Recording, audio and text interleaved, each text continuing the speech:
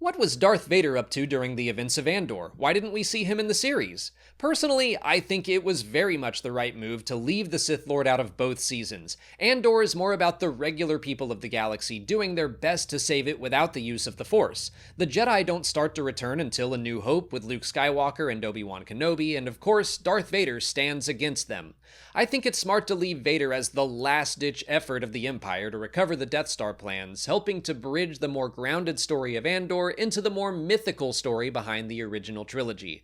It builds off of the Imperial escalation we can see in Andor as the main enemies start as corporate cops and build all the way up into the ISB and Director Krennic. Showrunner Tony Gilroy seems to agree, saying in an interview with Rolling Stone that bringing Darth Vader into the show was never on his agenda. He feels that writing for Darth Vader is limiting because he doesn't have a lot to say. Although, in an interview with Deadline, he did admit that if the story needed Vader or Tarkin or any of the other major Imperial characters, he would have brought them in. So if Vader wasn't in Andor, what was he doing for those 5 years? His primary task at that point was to serve as the leader of the Empire's Jedi Hunters, the Inquisitorius. Most Jedi had been found and destroyed by that point, and so they had shifted their focus to the next generation. They kidnapped Force-sensitive children for Project Harvester, which worked to create an army of dark-side users for the Emperor. When the Grand Inquisitor was dispatched by the Jedi in hiding Kanan Jarrus and his Padawan Ezra Bridger, Darth Vader took an interest in the case. He personally hunted both of them, and that path led him to reunite with his former Padawan Ahsoka Tano.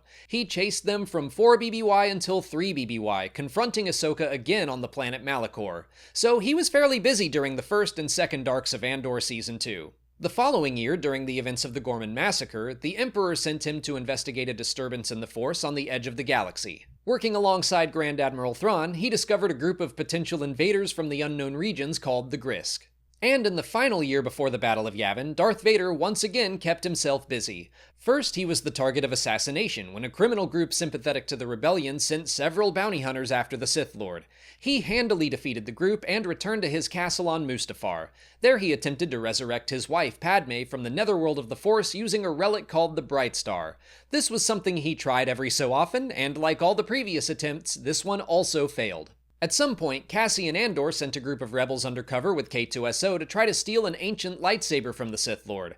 Their mission failed, and the group barely escaped with their lives. That should fill you in on the major beats of Darth Vader's story during the time of Andor. You can get that story in Star Wars Rebels, the book Thrawn Alliances, the comic Target Vader, and the VR experiences Vader Immortal and Secrets of the Empire. But that's it for today. If you haven't already, please like this video, subscribe to the channel, follow us on our socials, and consider checking out our Patreon page. As always, thanks for watching, and may the Force be with you.